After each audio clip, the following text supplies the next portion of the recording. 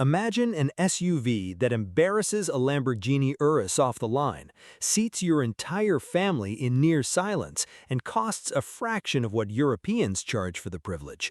That SUV exists. It's Chinese, and the automotive world still hasn't figured out how to talk about it.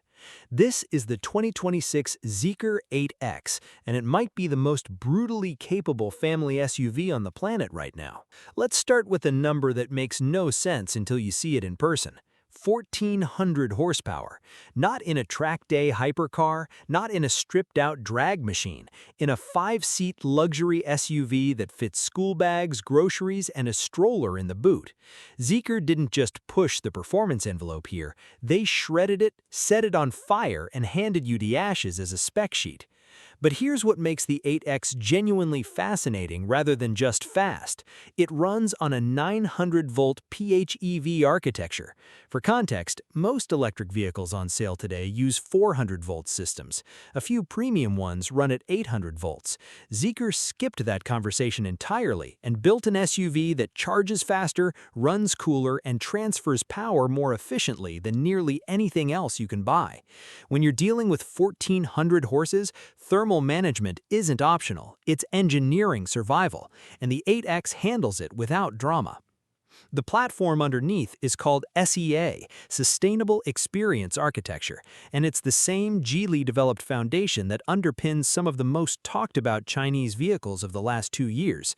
What that means in practice is rigidity, refinement, and a suspension tuning that manages to be both planted at high speed and genuinely comfortable in daily driving. That combination sounds obvious until you try to achieve it, at which point every engineer in the room goes quiet. Step inside and the aggression disappears completely. The 8X interior is what happens when a brand decides that luxury shouldn't announce itself loudly.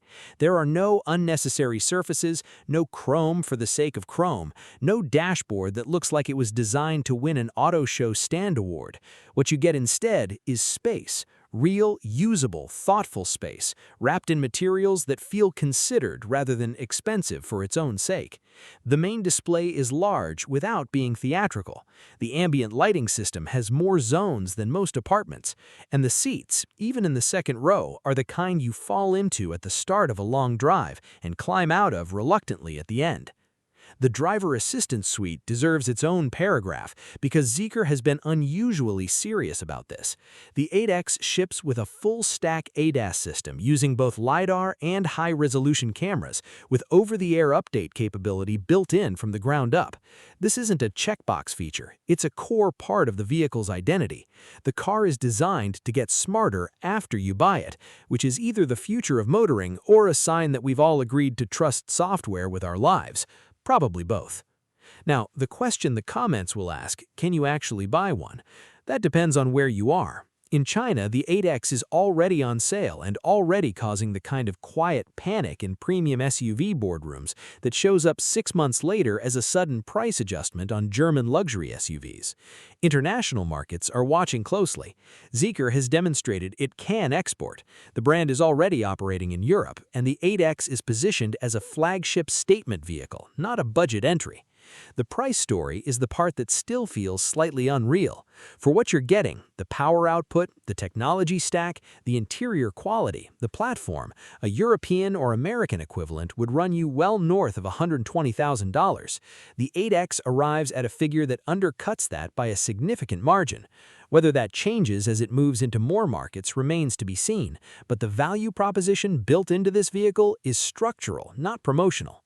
What Zeekr has done with the 8X is refuse to play by the rules that have governed the performance SUV category for the last decade.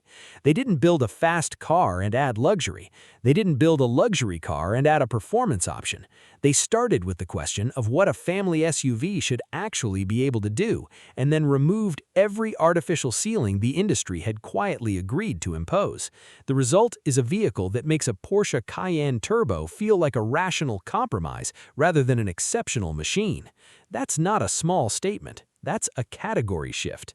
The 8X is not a perfect car. No car is. Some markets will find the brand unfamiliar. Some buyers will hesitate at the idea of a Chinese flagship, but the engineering doesn't negotiate with hesitation. It just posts a 0 to 100 time and waits. The question is no longer whether Chinese automakers can build a world-class performance SUV. That question has been answered. The 8X is the answer. The only question left is whether the rest of the industry was paying attention.